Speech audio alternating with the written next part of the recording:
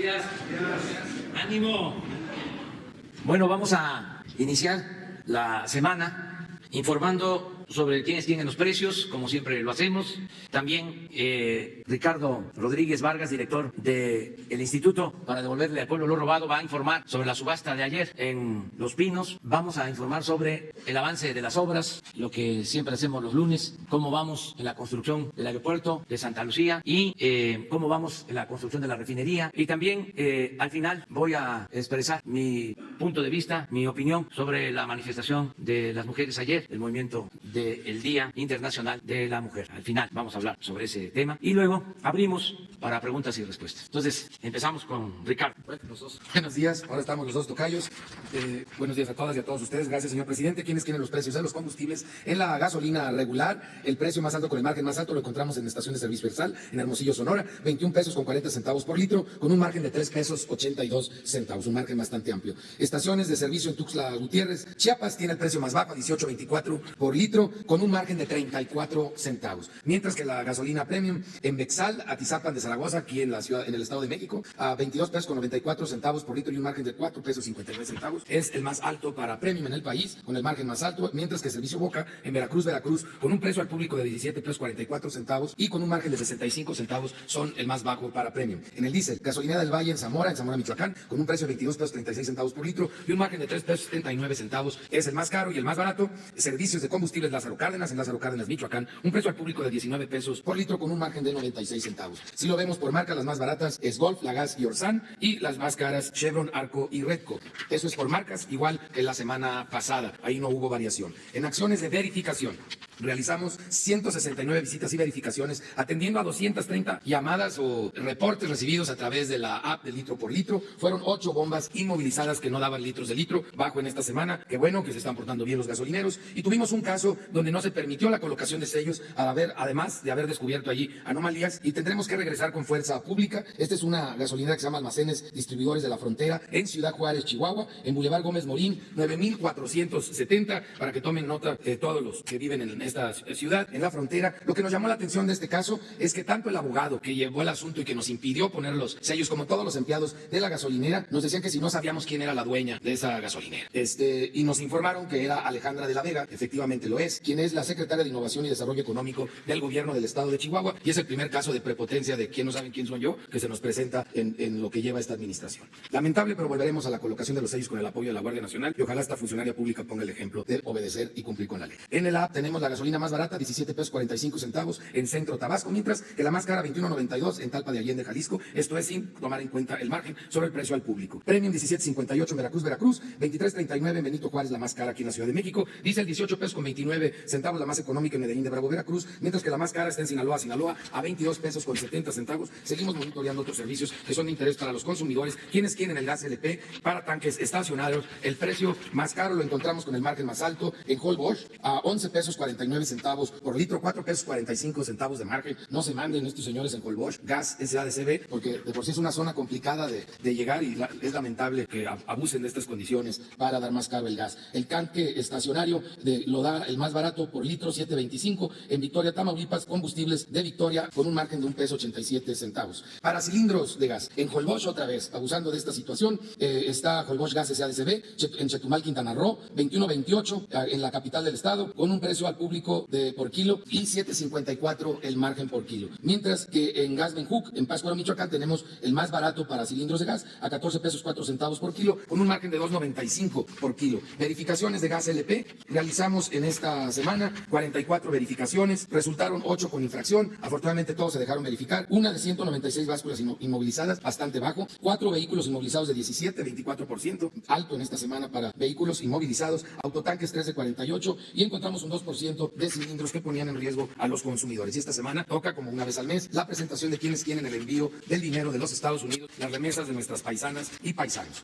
Para envíos en efectivo, el precio más alto de comisión y el tipo de cambio más bajo, que son las dos variables que tomamos en cuenta sobre un envío de $300, descubrimos con ello que conviene más enviar dinero en efectivo de los Estados Unidos por medio de RIA Money Transfer, que tiene una comisión de $5 en promedio, con un tipo de cambio promedio en el último mes de 19 pesos 57 centavos. Por lo tanto, la señora recibe acá en México 5,773.15 centavos. Mientras que el peor para envío de efectivos de Estados Unidos a México es Western Union, que se ha mantenido así como el peor ya en varias ocasiones, porque cobra una comisión de $8 con un tipo de cambio promedio de $19.15, y al final la mamá o la esposa aquí en México recibe 5,592 pesos con 45 centavos. Como ven ustedes, es significativa la diferencia. Pero si vas a hacer depósito en cuenta que no es efectivo, la mejor operación la puedes realizar con Ulink, que no tiene comisión, con un tipo de cambio de 19.80, se ve bastante mejor el tipo de cambio, y al final la señora recibe 5,940 pesos, mientras que la peor opción la encontramos en Golden Money Transfer, que de Golden no tiene nada. 5,575 pesos es lo que al final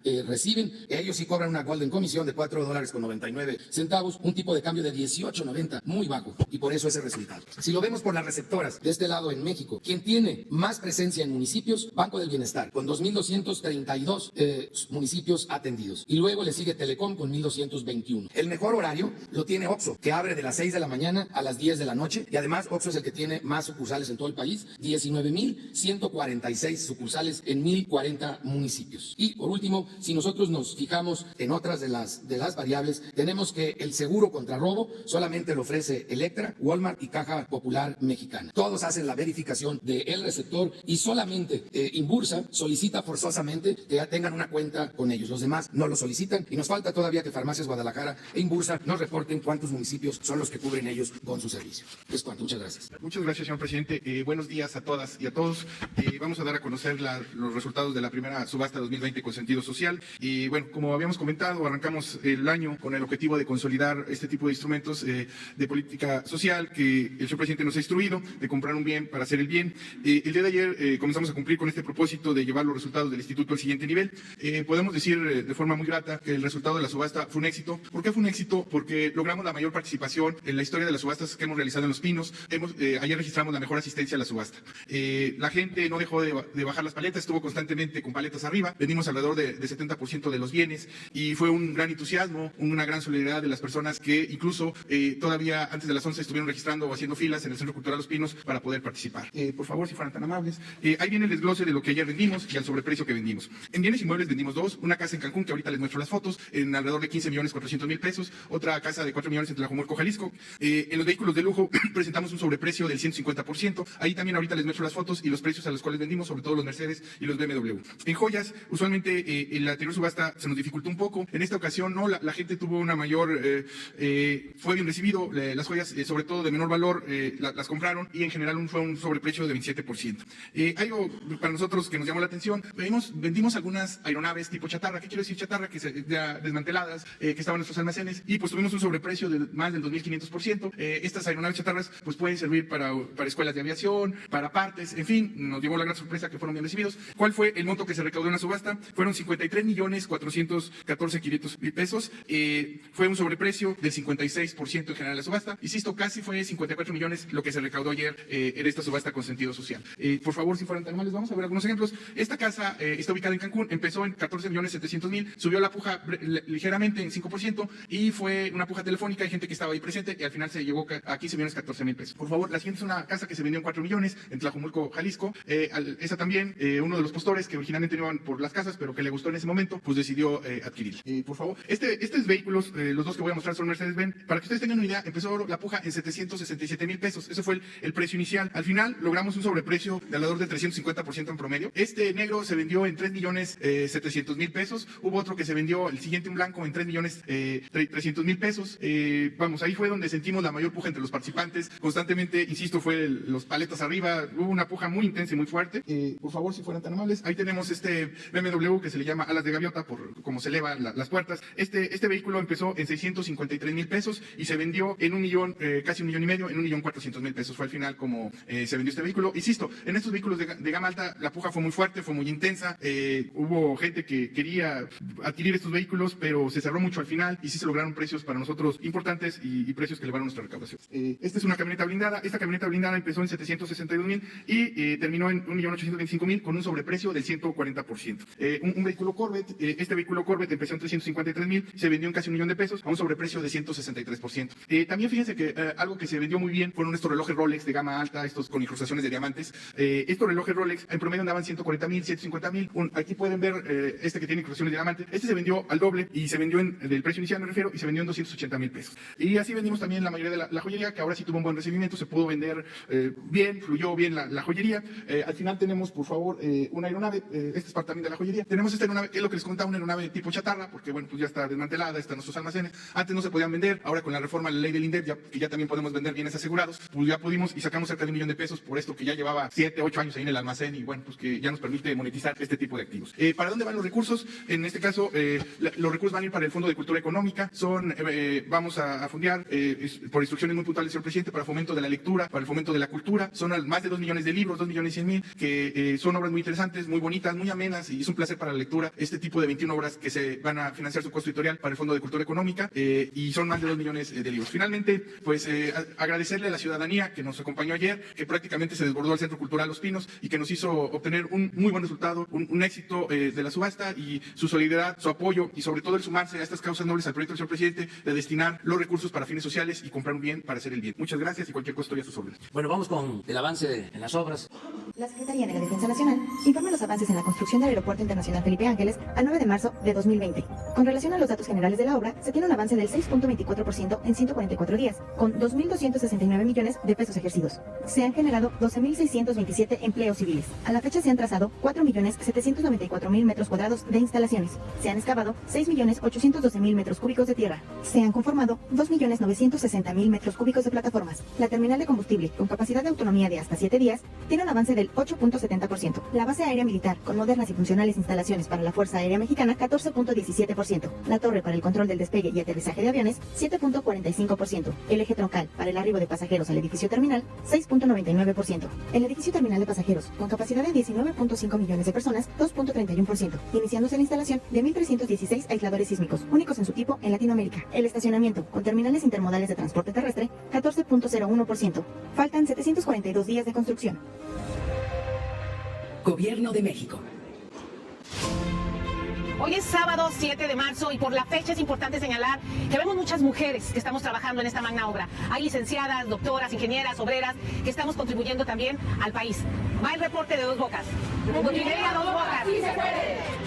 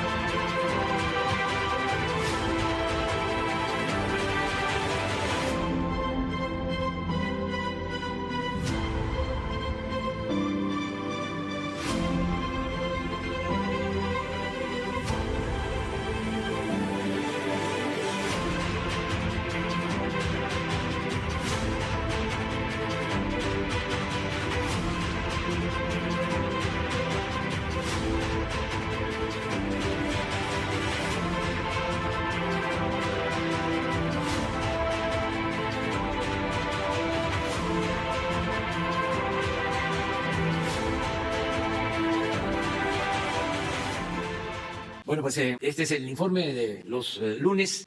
También es importante que se conozca nuestra postura en todo el país por las manifestaciones de mujeres del día de ayer. Nosotros somos pues responsables y garantizamos el derecho que tienen todos los ciudadanos a la manifestación de sus ideas, a la libre manifestación de las ideas, hombres y mujeres. No vamos nunca a impedir que haya manifestaciones. Somos respetuosos de los derechos que tenemos para ejercer a plenitud las libertades. Ayer hubieron marchas en casi todos los estados del país, en general sin problema. Solo tuvimos algunos actos de provocación y de violencia en la manifestación de la Ciudad de México, pero muy aislados y no de la inmensa mayoría de las participantes. Grupos que quisieron provocar y afortunadamente los encargados del orden, también en su mayoría mujeres, resistieron y no cayeron en la trampa de la provocación de la violencia. Yo quiero pues felicitar a todas las mujeres que participaron en el movimiento del día de ayer, en la conmemoración del Día Internacional de la Mujer, y también hacer un reconocimiento a las encargadas de evitar la violencia, que resistieron todo tipo de provocaciones y no cayeron en la trampa. Incluso resultaron algunas heridas, pero no hubo represión. No se puede hablar el día de hoy de un Estado represor. Nunca el Estado en esta nueva etapa va a reprimir al pueblo. Somos distintos. No se va a reprimir a los mexicanos. No se van a utilizar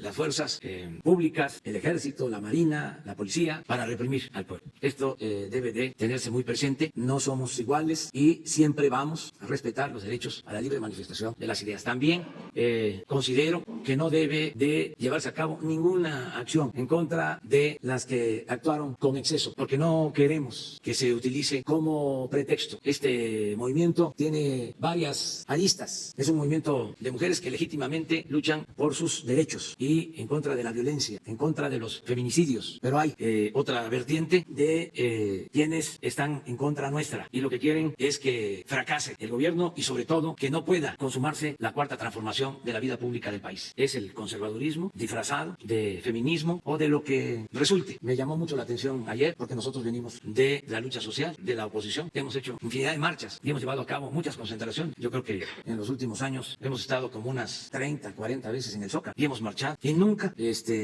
tuvimos cobertura de los medios. Como ayer, Televisa en vivo, Milenio en vivo, todos muy atentos, informando.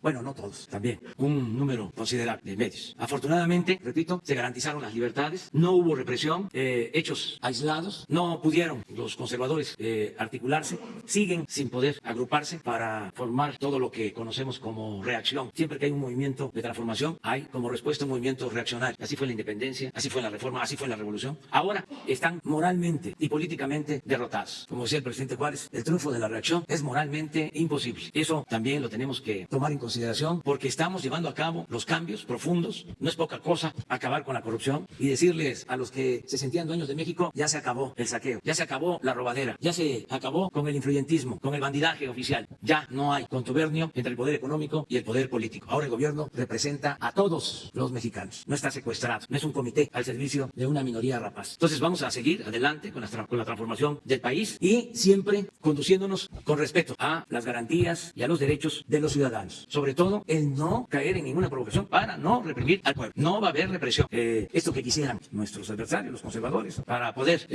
tener elementos, no lo van a lograr. No solo para no darles motivos a nuestros adversarios, sino por convicción. Nosotros venimos de luchar durante muchos años y no queremos la represión para nadie. Somos, repito, diferentes. Eso es lo que quería yo comentarles. Nos abrimos. Creo que sobre el tema va a ser todo. Muy buenos días, presidente Rafael Herrera, corresponsal de Sin Censura. Buenos días. Hace unos días, gracias a la investigación del reportero independiente Julio Cerroa, reportamos en Sin Censura que al menos 27 propiedades en el estado de Florida están vinculadas a Genaro García Luna. Uno de esos edificios, hasta el periodista Carlos Loret de Mola tiene un lujoso departamento. Hay varios empresarios que también están vinculados. Mis preguntas, presidente, sería, ¿sabía de estas propiedades? ¿Puede confirmarme si hay más propiedades bajo investigación? ¿Qué va a pasar con estas propiedades que alcanzan un monto de casi 1,000 millones de pesos? ¿Se buscará regresarle al pueblo de México este dinero? Gracias. No tengo información sobre lo que estás dando a conocer. Eso corresponde a la Fiscalía General de la República y ellos pueden informar sobre esta situación. No tengo elementos yo para este caso.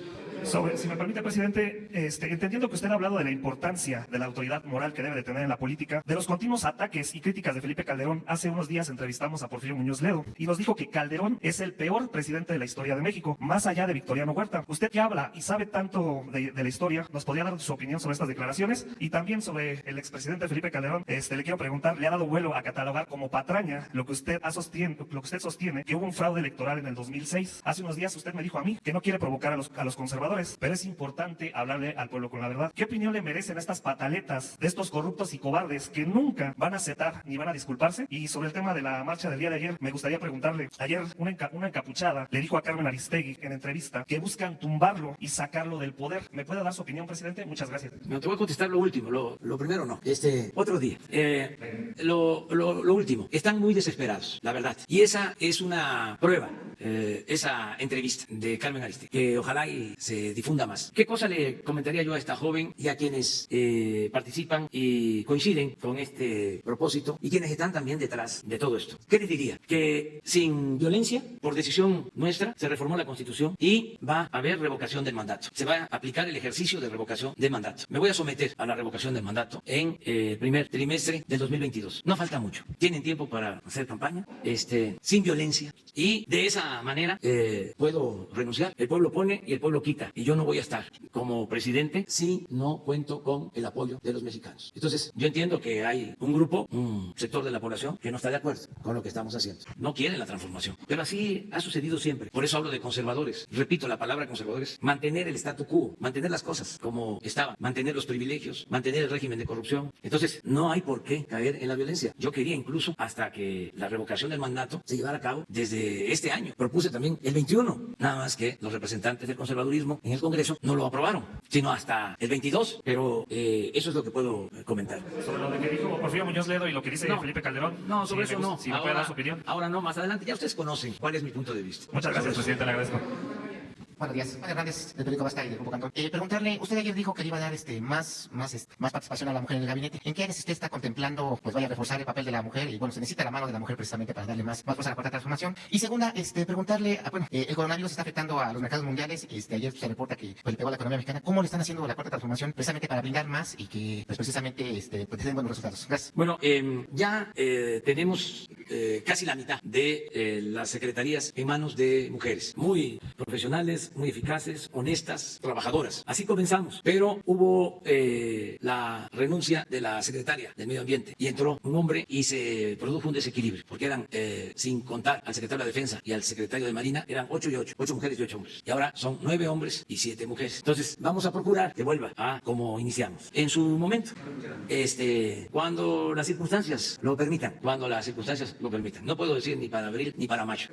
Ya vamos a hablar. La segunda pregunta es, nosotros afortunadamente no tenemos problemas mayores con el coronavirus. Tenemos 7 casos, también sin gravedad. No ha perdido la vida ninguna de las personas afectadas, cosa que celebramos mucho. Y se está llevando a cabo toda una estrategia. Los médicos de la Secretaría de Salud son expertos. Estamos atendiendo todos los casos que se presentan. Se está informando a la población para que no haya psicosis, miedo, que no haya amarillismo también. A nivel mundial ha habido una afectación en lo económico, en lo financiero. Sí nos ha afectado. Lo mismo ayer tuvimos un problema porque no hubo un acuerdo en la OPEP y hay una caída en los precios del petróleo que nos afecta, que nos depreció el peso. Pero pensamos que vamos a recuperarnos porque estoy optimista. Primero, porque tenemos finanzas públicas sanas. Tenemos buenas reservas y no tenemos déficit faltantes en nuestra recaudación de impuestos. Está habiendo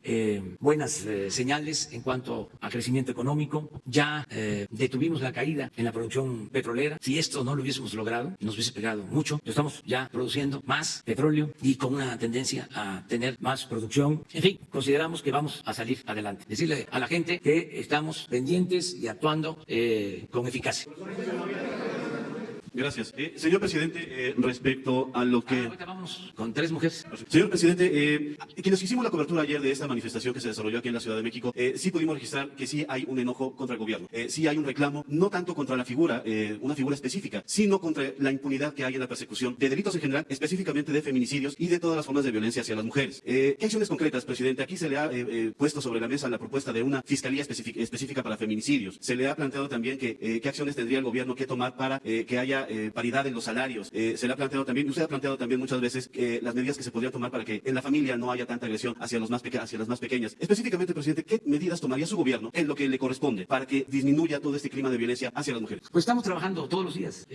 Yo sostengo de que lo principal es garantizar el bienestar de la gente, combatir la desigualdad económica y social, combatir la pobreza, combatir la desintegración de las familias. Y eso es lo que estamos haciendo. ¿Eso desarma a una persona potencialmente agresora de una mujer o a un feminicida, presidente? Perdón, Sí. se lo pregunta así, pero Sí. ¿eso es suficiente? Sí, eso es. Mire, vamos a poner un caso, porque ayer en las protestas se mencionó mucho lo de la niña Fátima. Si analizamos este caso, vemos que es un asunto que se da por la descomposición social, ¿sí? Es una relación desquiciada, familiar, que lleva a esta monstruosidad. ¿Qué necesitamos entonces? Porque cuando se dio este caso, desde el primer día, si se reconstruye lo que hemos hecho, dije, vamos a encontrar a los responsables. Pero nuestra preocupación no es eso, o no basta con eso. Lo que tenemos que hacer es evitar que esos hechos sucedan, que se den esos casos. Son concepciones distintas. Yo considero, repito, que la paz y la tranquilidad son frutos de la justicia y también del amor y también del fortalecimiento de los valores culturales, morales, espirituales. Esto no lo conciben así muchos. Tienen un pensamiento distinto. Ellos creen que solo con medidas coercitivas se va a resolver el problema. Con mano dura, con cárceles, con leyes más severas. Sí, eso ayuda. Pero lo principal es que vivamos en una sociedad mejor en todo sentido. Entonces, no es fácil de que esto se vaya comprendiendo. No, aceptando. O sea, ¿por qué? ¿Qué hacían antes? Se les decían, no, me va a temblar la mano. Se ponían frente a las cámaras. Así. La ley es la ley. Y siempre, fiscalía. ¿Para qué queremos fiscalía? Si todos los días estamos trabajando para garantizar la paz y la tranquilidad. Bueno, eso es cuando hay un sentimiento o una preocupación sincera. Pero muchas veces por el oportunismo se utilizan estos casos lamentables para culpar al gobierno. No tengo duda de eso, de echarnos la culpa de todo por los intereses que se sienten afectados. Yo recuerdo que cuando estaban imponiendo la mal llamada reforma educativa, Claudio X González y otros siempre hablaban de los niños, de su gran preocupación por los niños. Una gran hipocresía. Sino era utilizar, pues, desde luego, algo que nos es entrañable, las niñas, los niños, ¿sí?, para un propósito de tipo político. Es una gran perversidad. Ahora, el señor está diciendo que lo que hay que hacer es también enfrentar al gobierno para que haya ¿cómo le puso? Un giro de 360 grados, un golpe de timón. O sea, yo recuerdo que su papá, cuando hicieron el fraude en el 2006, que se pusieron de acuerdo para que no llegáramos, cuando nos robaron la presidencia, su papá llegó a hablar de que les había pasado o que habían estado muy cerca de perder y que evitaron recurrir a lo de 1973 en Chile. Así como se lo estoy diciendo. Entonces, sí es un conservadurismo muy perverso, pero afortunadamente muy acotado, que no han podido emprender el vuelo. Nosotros vamos a seguir respetando a quienes luchan por causas justas. La mayoría de las mujeres que participaron ayer estaban expresando un sentimiento sincero, merecen todo nuestro respeto, pero habían otras que buscaban la provocación y eso, tirar al gobierno, que para qué se preocupan tanto y para qué llevan a cabo acciones violentas si hay un procedimiento democrático que es la revocación del mandato. Es cosa nada más de esperar y entonces se resuelve el asunto. Señor, el segundo tema que quería plantearle, si me lo quiere contestar ahorita o después de que se termine el tema de la marcha de ayer, ¿qué reporte le dieron en la reunión de seguridad hoy del autobomba que estalló ayer en Celaya? ¿Hubo ya alguna pista de quién fue quien dejó este vehículo con los explosivos? Y más información. Es un explosivo, vamos a decir, artesanal. Ya han sucedido casos parecidos en Guanajuato. Afortunadamente no hubo heridos. Fue más que nada un acto propagandístico. No, espérate, mujeres. Allá. En la segunda ronda. Buenos días. Mireya Cuellar, del periódico La Jornada, Baja California. Específicamente yo le quiero preguntar sobre el tema de la empresa Constellation Brands. Usted anunció que va a haber una consulta pública. Sin embargo, quien podría haber hecho una consulta pública de carácter vinculante de acuerdo a la Ley de Participación Ciudadana de Baja California es el Instituto Electoral. Sin embargo, el año pasado, aunque los ciudadanos juntaron más de 20,000 firmas, el Instituto Electoral les dijo que el tema no era relevante. Yo le quisiera preguntar, ¿quién va a realizar esta consulta para que tenga un carácter legal? Esa sería mi primera pregunta. Y la segunda es, desde el año pasado se conocen pues los distintos estudios que se hicieron, los hizo el CONACYT, sobre el tema del consumo del agua. ¿Por qué el gobierno federal se ha tardado tanto en tomar una decisión sobre este tema, dado que la empresa Constellation Brands tiene ya, o cuando menos la planta, un 60% de construcción y desde que estaba el proceso hay muchas denuncias de corrupción? O sea, yo entiendo que el gobierno federal, uno, sabía de todas estas denuncias de corrupción y dos, sabía también por los estudios que ya había que la cantidad de agua que Constellation iba a usar en relación con toda la planta industrial de la ciudad. Bueno, la consulta la va a llevar a cabo la Secretaría de Gobernación y tiene fundamento legal para hacer. La subsecretaria Diana Álvarez es la encargada de llevar a cabo esta consulta. Aprovecho para invitar a todos los ciudadanos de Mexicali a participar en esta consulta, que se va a llevar a cabo de este fin de semana al otro. no sé los días, es el próximo, no es el próximo fin de semana, para aprovechar de una vez a informar. Se van a abrir mesas de información a los ciudadanos. Se va a dar a conocer las opiniones a favor y en contra.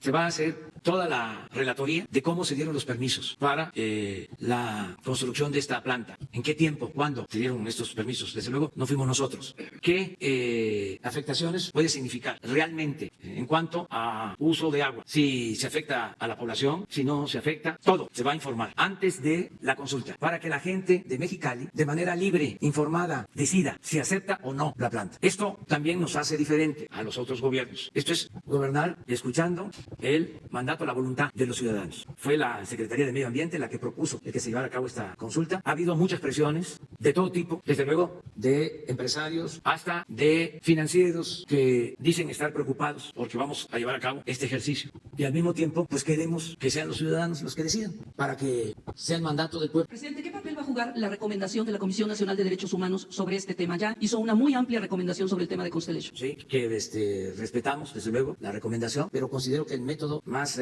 democrático es la consulta a los ciudadanos, para que no haya de esta manera ningún tipo de influyentismo, que sean los ciudadanos, que no sean solo grupos de intereses o quienes se oponen por alguna razón, pero que no dejan de ser agrupaciones. Queremos que participen todos los ciudadanos y tenerle confianza a la gente. El pueblo sabe muy bien lo que conviene y lo que no conviene. Y ya no estamos en el tiempo en que se pensaba que el pueblo era menor de edad, que era tonto, que se le manipulaba. Ya la gente está muy despierta, muy avispada, sabe bien. ¿Aquí qué se va a valorar? Pues, bueno, es una planta en construcción, que significa empleos, que significa trabajo, que el pararla puede llevar a desconfianza hacia nuestro país en el caso de la inversión. Eso es una parte. Lo otro, se trata del agua. No nos podemos quedar sin agua. No puede estar el crecimiento económico por encima del bienestar del pueblo. El agua es fundamental. Entonces, si hay riesgo de que se quede la población sin agua, pues no debe de permitirse. Pero que se explique si hay agua para la población o no, o de qué dimensiones va a ser la afectación, cuánta agua se va a extraer. Nosotros ya hemos decidido que este tipo de empresas de alto consumo de agua se deben de promover en las cuencas del sureste, que se instalen allí donde hay agua, no donde se tienen problemas de falta de agua. Pero esa es la política nuestra. Hemos dado un solo permiso para una planta que consuma agua como se hacía anteriormente, a diestra y siniestra, sin tomar en cuenta nada, sin tomar en cuenta que se abatían los mantos acuíferos. Hay regiones que no quiero aquí mencionar, en donde se está extrayendo agua a profundidades de 2.500 metros. Y desde luego lo que se está sacando es agua con contaminación de sustancias dañinas a la salud. Entonces, eso ya no. Es como, acabo de estar en San Luis Potosí. Me dio mucho gusto porque se va a decretar una área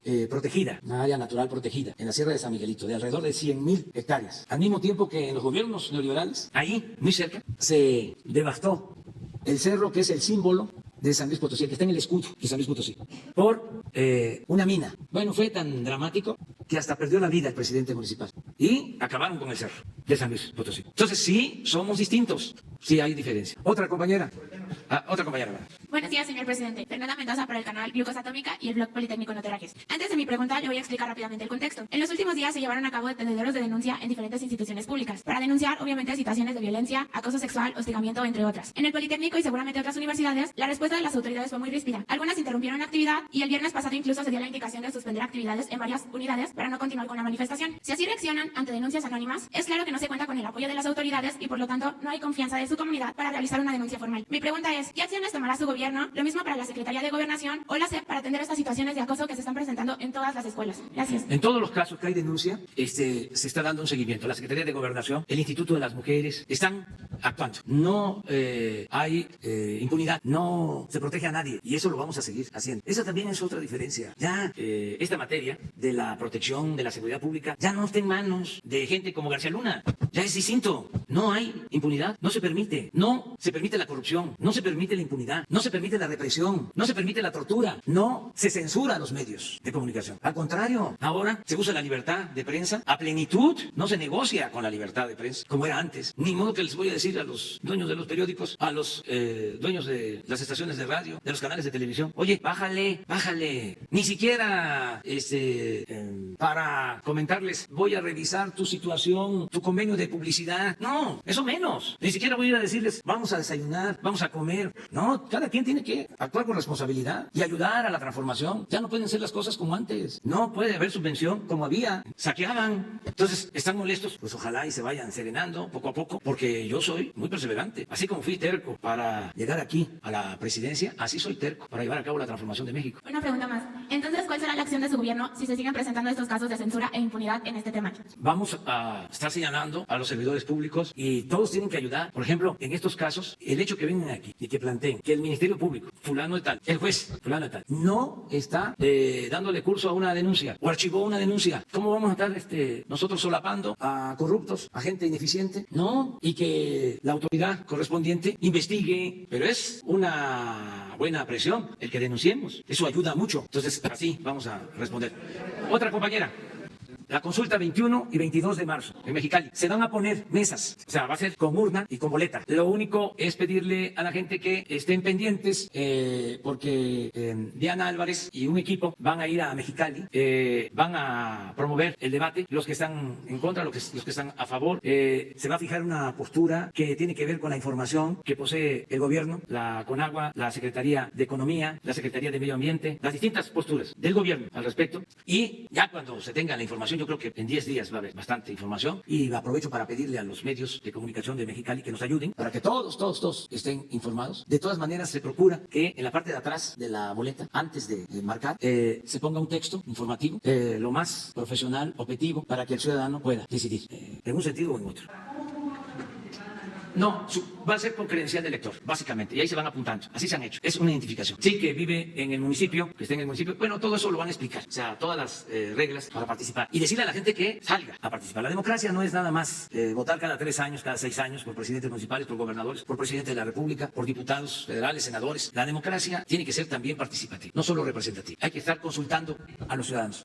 Sí es vinculante porque Gobernación tiene facultades para este propósito. No se le llama exactamente consulta, tiene otro nombre, ejercicio participativo, pero es una consulta, como la del Tren Maya y como la del aeropuerto. Sí, muy bien. No, pero va a la compañera. Presidente, buenos días. En la mañana hablamos con la secretaria de Gobernación, Olga Sánchez Cordero, antes de empezar la reunión del Gabinete de Seguridad. Ella dice que el Estado está en deuda porque se requieren acciones más rápidas y eficaces para frenar la violencia y los feminicidios. En este caso, preguntarle, presidente, si ya se tiene una estrategia contra el huachicol, contra las adicciones y en la seguridad, ¿lanzará una estrategia nacional contra la violencia de género y sobre todo contra los feminicidios? ¿Se lanzará esta estrategia y se le pondrá algún plazo? Y una segunda pregunta, gracias. Sí, estamos trabajando todos los días, de manera especial para casos de feminicidios. Todos los días estamos trabajando. ¿Pero una estrategia específica, presidente? Esa es la estrategia, o sea, ¿tiene algún nombre, presidente? Bueno, el combate a feminicidios. Como... ¿Hay objetivos, hay planteamientos, presupuesto? Sí, se tiene. Y la Secretaría de Gobernación y el Instituto de Mujeres, de Atención a las Mujeres, tienen esa encomienda en especial. Pero todos los días, nosotros estamos revisando los casos que se presentan donde puede resultar un hecho de feminicidio, porque no todas las mujeres que pierden la vida, desgraciadamente, son asesinadas con las características de lo que es el feminicidio, que son crímenes de odio, que tienen que ver con violación. Hay otro tipo de homicidios no vinculatorios a lo que es el feminicidio. Y todos los días lo vemos. Ajá, presidente, una segunda pregunta sobre la pregunta que le hace también mi compañera sobre el acoso. Preguntarle si no tiene las cifras a la mano, si en el transcurso del día nos podría decir cuántas denuncias de acoso se han presentado en su gobierno y sobre todo cuántas denuncias y cuáles han llegado ante la Fiscalía o ante la Secretaría de la Función Pública y qué acciones precisas ha llevado su gobierno en esta materia. Bueno, gracias. No nos corresponde a nosotros, pero vamos a hacer la solicitud tanto a la Fiscalía de la Ciudad de México como a la Fiscalía General de la República para entregarles la información.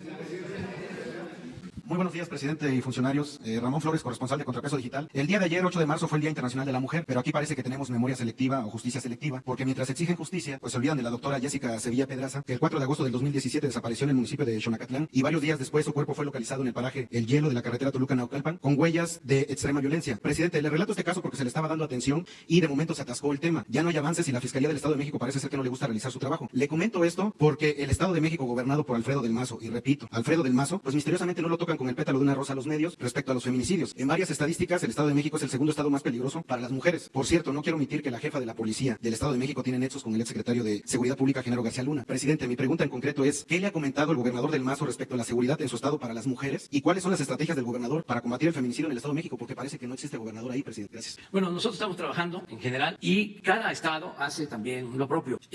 Unos más, otros menos, pero todos trabajan por la seguridad en sus estados. Me consta, no sé sobre este caso en particular. Vamos a solicitar información para que nos diga el gobierno del Estado de México. Sí, y puede haber una respuesta a tu planteamiento. Que le pudieran presentar avances a la mamá de la doctora que se llama la señora Juana Pedraza, porque la verdad es que mientras uno plantea el tema aquí, la atienden, pero misteriosamente después se empieza a pagar el tema y ya no la atienden. Entonces, la verdad es que sí deja mucho que desear la van a atender. O sea, vamos nosotros a solicitar que se informe sobre cómo va esta investigación y vamos a ayudar con ese propósito. Presidente, mi segunda pregunta es un poco cambiando de tema. Hace aproximadamente un mes le solicitamos al secretario de Educación Pública, Esteban Moctezuma, que si puede haber psicólogos o psicólogas en las escuelas públicas para asistir a maestros y maestras, madres y padres de familia y alumnos. Solamente, presidente, preguntar qué le ha comentado el secretario respecto a esta propuesta, porque él nos comentó aquí mismo en la mañanera que iba a presentar un informe en 15 días, pero hasta el momento no lo ha presentado y ya pasó más de un mes. Entonces, la verdad es que tenemos que atacar el problema de la violencia desde las bases. Y precisamente a nosotros nos preocupa un poco el tema respecto a qué va a pasar con este programa que ya nos había dicho el secretario Esteban Moctezuma que vamos a pedirle que nos informe y que venga acá. Sí. Y es algo muy importante porque tiene que haber tratamiento de este tema en las escuelas lo más que se pueda, lo más que podamos. Por ejemplo, en los hospitales del IMSS Bienestar, en los 80 hospitales, en la mayoría hay psicólogas, hay psicólogos y están trabajando con los jóvenes sobre temas de adicción, sobre embarazo no planeados, sobre la violencia, temas importantes para adolescentes. Y lo mismo hay que hacer en todas las escuelas, es necesario esto, pero hay que ver qué posibilidades se tienen desde el punto de vista económico. Vamos a ver qué está pensando sobre esto y qué se puede hacer en el caso de educación. Muchas gracias. A ver, él. Sí, buenos días, señor presidente. Juan Carlos Machorro, del portal Expo. No sé si pudiera ahondarnos un poco más sobre la reunión que tuvo con el presidente de BlackRock, Larry Fink.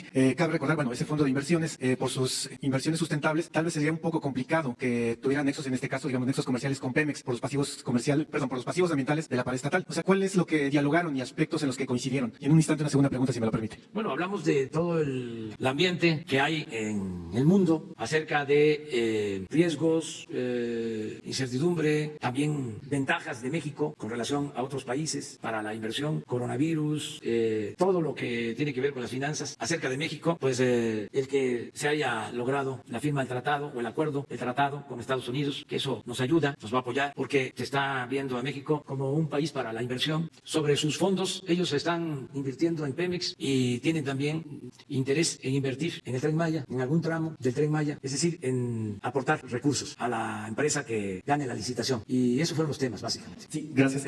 La segunda pregunta, si me lo permite, para Ricardo Rodríguez. Estos dineros de las diferentes subastas, ¿se tiene contabilizado a cuántas personas ha beneficiado? ¿Municipios? Ahora sí que un desglose de datos en vista del sentido social que le ha dado usted a las subastas. O sea, ahora sí que se tiene ya, digamos, un desglose de cuál es el beneficio en sí que han dado las subastas, municipios, ahora con este programa de lectura. O sea, cómo es, digamos, ahora sí que la contabilidad o el glosario de las mismas. Gracias. Bueno, aquí Ricardo les informa y también es muy buena tu pregunta porque yo voy a estar informando. El día 5 de abril voy a informar y en este caso tenemos que señalar con precisión cuánto se ha obtenido y a qué comunidades, a qué obras se está destinando el recurso. Además, tenemos un buen fondo. Ahora Ricardo les va a ampliar sobre esto, porque hay bienes y hay dinero en efectivo, dólares, numerarios. Esto por lo que corresponde al instituto para devolverle al pueblo lo robado, lo que ha obtenido, pero también la Fiscalía se ha comprometido a entregarnos otra cantidad considerable. ¿Se acuerdan que entregaron 2,000 millones? Pero es un asunto de 5,000 millones, o sea que faltan 3,000, un poco más, que se está tramitando y hay más. Todo este dinero se va a devolver al pueblo. Aquí aprovecho para recordar que de la última subasta se va a utilizar para el camino de Atarjea en Guanajuato, que es el único municipio de Guanajuato que no tiene camino pavimentado a su cabecera municipal, y el camino a Nayesca en Nayarit. Pero Ricardo les va a informar. Gracias, señor presidente. Mira, con base a tu pregunta, el año pasado en las subastas con sentido social se generaron 330 millones de pesos. En la de ayer, bueno, fueron aproximadamente 54. Y el año pasado, la primera acción que hicimos fue a los dos municipios más pobres de Oaxaca, que fue Santos Reyes, Yucuná y Santa María Saniza.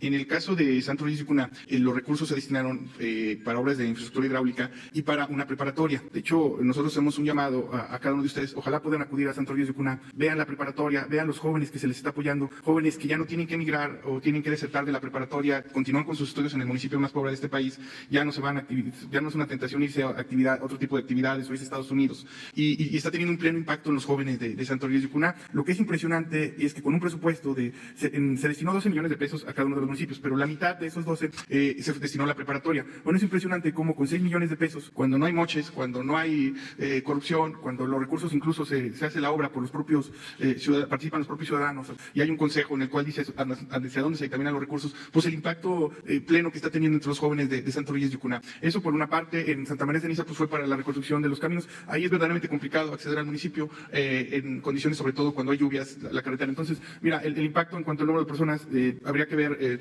en fin, la población beneficiaria no es un tema trivial por el determinar la influencia de las cuánta población ha sido beneficiada, por ejemplo, en el caso de los caminos de Atarjea y en el caso de la Yesca, en Nayarit, que como dice el señor presidente, la última subasta de diciembre se destinó a ella, o la subasta para los instrumentos musicales en Oaxaca. Yo creo que es una excelente pregunta en cuanto a ver el impacto pleno que está teniendo la ciudadanía. Yo te lo digo en cuanto a aspectos cualitativos, como hemos visto en las visitas que hemos tenido, cómo estos jóvenes, cómo estos niños, cómo la población se está viendo beneficiada. El aspecto cuantitativo sobre el número de población que ha sido beneficiada, ese para nosotros es un poco más complicado, por ejemplo, en el caso de las carreteras, no podemos dar un dato superficial, sino hay que hacerlo con un pleno análisis, pero yo sí te puedo decir en la parte cualitativa que sí está teniendo un pleno impacto en los jóvenes, en los niños de estas comunidades no marginadas de este país. Insisto, nosotros hacemos una atenta invitación a que vayan a estos pueblos de Oaxaca, Santa María de Ceniza y Santo Reyes de Yucuná, para que vean cómo los jóvenes y con un presupuesto que está teniendo un impacto mayúsculo en la vida de estos pobladores.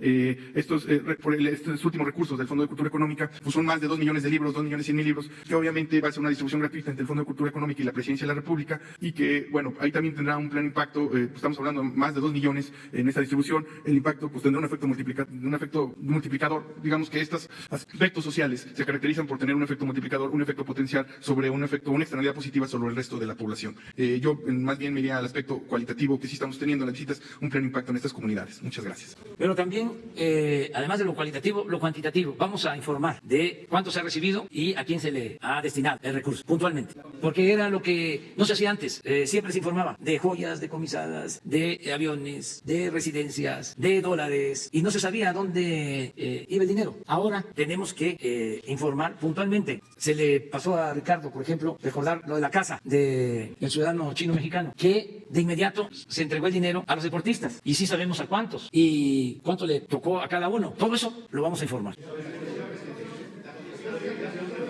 Gracias, presidente. Muy buenos días. Sí, está bien. Miguel Arzate, del Sistema Público de Radiodifusión, Canal 14. Señor presidente, preguntarle cómo está funcionando su gobierno el día de hoy. ¿Cuántas funcionarias decidieron sumarse al paro? ¿Cómo se está supliendo la ausencia de las mujeres? Sobre todo, preguntarle en el sector salud, ya que la labor de las mujeres como médicas, enfermeras es vital para su funcionamiento. Preguntarle por ese tema, señor presidente. Gracias. No tengo todavía el reporte. Nosotros manifestamos que son libres las mujeres que trabajan en el gobierno federal. Queremos que sean libres todas las mujeres. Es nuestra convicción, libertad completa. Y que decidan de acuerdo a su criterio y a su responsabilidad. Entonces más tarde vamos a saber cuántas no asistieron a trabajar. Desde luego no va a haber represalias para nadie. Hay mujeres, bueno, Olga Sánchez Cordero, la secretaria de Gobernación, licenciada, doctora, ministra, está trabajando. Miren, Leti Ramírez, encargada de atención ciudadana, está trabajando porque pues hay que atender a la gente. Pero vamos a informar después, siendo también respetuoso de las que decidan no participar, y además pues sería bochornoso, ¿no?, dar a conocer quiénes no asistieron. Eso no, para nada. El gobierno está funcionando. ¿Saben por qué funciona el gobierno? Porque gobierna el pueblo. Me ayudan a empujar el elefante reumático, mañoso. Me ayuda la gente. No se podría gobernar sin el apoyo del pueblo. Lo decía Juárez, con el pueblo todo, sin el pueblo nada. Por eso seguimos avanzando y vamos a seguir avanzando. Sí, pero es relativo. No comparto el punto de vista de algunos expertos, para no generalizar. No, miren, si a esas vamos, Italia, España, ¿cuánto tiempo estuvo sin gobierno y hasta funcionaba mejor la economía? Por eso, depende, o sea, si nosotros nos apoyamos en la gente y se están entregando los beneficios de los programas sociales, dicen, no pasa nada, hay que ver qué pueda suceder con las empresas, pero yo creo que no es de gran impacto. Ese es mi punto de vista, vamos a ver mañana. Buenos días, Alberto Marroquín Espinosa, de Frecuencia K, JF informa desde Cancún y es ahora AM desde Querétaro. En el mes de mayo, Ricardo Rodríguez comentó que habían quitado algunas casas o algunos departamentos de lujo a Rosy Orozco, pero había comentado que había más propiedades que tenía Rosy Orozco y también su esposo. No sé si tiene alguna información al respecto y te tengo otra pregunta. En ese entonces se mencionó que tenía una casa, el esposo tenía otra, en una figura que se llama depositaría. La depositaría es la normatividad del anterior SAI a Orindet, es para buscar una administración más amena de estos bienes inmuebles. Sin embargo, a partir del actual INDEP se dio la instrucción muy puntual de administrarlos con toda claridad, con toda transparencia y destinarlos a fines sociales. Lo que nosotros hemos hecho es un trabajo muy intenso con la Fiscalía General de la República para que estos bienes se declaren en abandono, de tal manera de poderlos vender. Yo te puedo decir que ninguno de las personas que has comentado ya ahorita tienen inmuebles en depositaría. De hecho, algunas figuras políticas, exsenadores, y demás, que han tenido esta figura de depositaría y que se tenía mucha discrecionalidad, hoy ya no se da. Hoy no hay casos donde actores políticos tengan esta figura para asociaciones o determinados. Hoy ya no se da. Y lo que estamos vendiendo, como el señor presidente lo comentaba hace un momento, que yo había olvidado, por ejemplo, la casa del chino mexicano que perteneció al chino mexicano Chen Ligibón, era una casa que estaba en la administración del SAE desde 2012. Nosotros pues no entendemos por qué duró tanto tiempo de administración y no se vendía. Nosotros nos dio la instrucción puntualmente, inmediatamente se destinó, estoy hablando con un rezago de quizás 3 o 4 semanas para becas deportivas, olímpicos y paralímpicos, y en todos los casos de estos bienes inmuebles ya los estamos inmediatamente vendiendo para poder, por ejemplo, esta casa de Cancún que se vendió tenía creo 8 o 10 años en administración del SAI, si la memoria no me falla. ¿Por qué no se habían vendido o por qué faltaba una coordinación con la Fiscalía General de la República? Pero sobre todo, aparte de una coordinación, la voluntad de hacerlo. Creo que no había ni la voluntad ni la coordinación. En este caso, nosotros hemos tenido una excelente coordinación con la Fiscalía General para declarar los abandonos, porque son casos que datan de hace 15, 10 años, que ni siquiera hay la documentación, se tienen que dar los edictos, se tiene que dar todo un proceso riguroso para poder venderlas o declarar el abandono en su caso. Esto no se había dado, insisto, y en el caso esto es en el caso de bienes inmuebles. En el caso de bienes muebles, igual nuestros almacenes con 10, 7 años, con bienes que están ahí oxidándose, dañándose, pero que le cuesta no al instituto, le cuesta a los contribuyentes de este país en el fondo. Eso es, y lo que ahora con la reforma que se da y con la directriz del señor presidente es vender estos bienes ya que se vayan a cuestiones sociales, que tengan impacto en la ciudadanía. Y yo lo que te puedo decir es que ahorita ni Rosy Orozco ni su esposo, ni ningún actor político relevante tiene casas en depositaría por parte del instituto para devolver al pueblo robado. No hay discrecionalidad, no hay nada de eso. Lo que estamos trabajando es, les adelanto, vienen casas muy buenas, por ejemplo en el Pedregal, que igual que no entendemos cómo una casa en el Pedregal puede ser dada en depositaría para una institución, para una fundación de actores políticos relevantes de ese momento, y ya no, eso ya no sucede, y ya estamos a punto también de sacar esas casas. Nada más nos falta ligeros detalles, también tenemos más en Cancún, también les adelanto eso, y todo esto que tenemos pues va a salir para las instrucciones muy puntuales que nos da el señor presidente para apoyar esto a fines sociales. La otra pregunta es, en una de las presentaciones de la Sedena sobre el aeropuerto internacional apareció un logotipo del IMT, que es del Instituto Mexicano del Transporte. Me llamó mucho la atención, así como se ha hablado del Instituto Mexicano del Petróleo, que son gente investigadora que muy buena. El IMT se encuentra en la ciudad de Querétaro. Entonces me dio la tarea obvia de verificarlo. ¿Qué hace el Instituto Mexicano del Transporte? Y como participan en el proyecto del aeropuerto, me gustaría saber cuál es la participación del IMT en el aeropuerto, porque es una institución de calidad, ¿no? Así como hay, ahorita lo veía en el tema de las carreteras que tienen mala calidad de carreteras, puentes. Nunca he visto la participación del IMT en este tipo de obras. Me gustaría saber si hay alguna. Podríamos invitar al IMT a que nos explique cuál es la participación dentro del aeropuerto internacional. Bueno, yo creo que va a haber oportunidad que venga el general Vallejo a explicarles sobre el aeropuerto y contestaría esta pregunta. Es importante que él informe sobre no solo el avance, sino cuánto se ha ejercido, cómo vamos a conectar el aeropuerto con la ciudad, las vías para llegar al aeropuerto, porque hay esa inquietud, esa pregunta, cómo se puede llegar al nuevo aeropuerto Felipe Ángeles. Entonces, él explicaría todo eso. Lo vamos a invitar a que venga y que conteste tu pregunta. Okay. Ya nos agradecerle, el lunes pasado le cuestioné sobre la parte de tandas y dio la explicación con la secretaria del jueves. Yo vengo normalmente el lunes y martes aquí a las mañaneras. Muy bien. Gracias. Pero ya.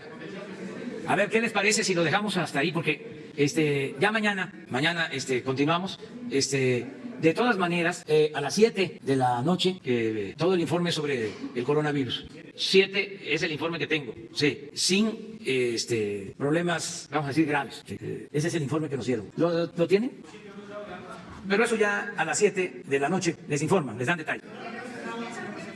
¿Mande? Tengo una reunión con el sector energético. Me voy a reunir con Alfonso Romo, con el secretario de Hacienda. Va a estar el director de Pemex, la secretaria de Energía, el director de la Comisión Federal de Electricidad. Sí son 7, ¿verdad? Sí, o sea, estamos, pero a las 7 de la noche hay más información. La reunión que tengo de las 10 de la mañana ya estaba programada, porque no nos alcanzó el jueves a terminar con los asuntos que estamos tratando para presentarles a ustedes y a través de ustedes al pueblo de México lo que es el plan de inversión del sector energético, porque aquí nos los están demandando, ya vamos avanzando. Para eso es la reunión del día de hoy, a las 10 de la mañana. Y luego tengo otras actividades, vamos a tener el trabajo. Mañana, sí, vamos,